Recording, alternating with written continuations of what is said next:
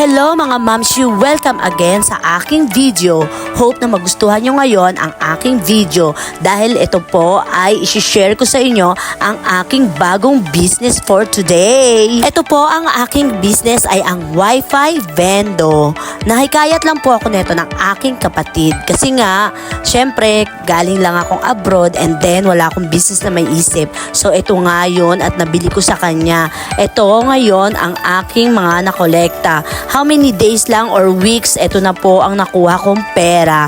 And then, sana if gusto nyo or may something kayong gustong sabihin or question, sabihin nyo lang and then comment down below. And then, tatanggapin ko ang lahat ng question nyo at sasagutin ko para matulungan ko rin po kayo kung paano ko nakuha itong bendo na to.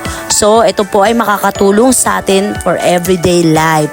As a mom, syempre, nandito lang po tayo sa loob ng bahay, walang trabaho, so gawaing bahay ang ating mga ginagawa.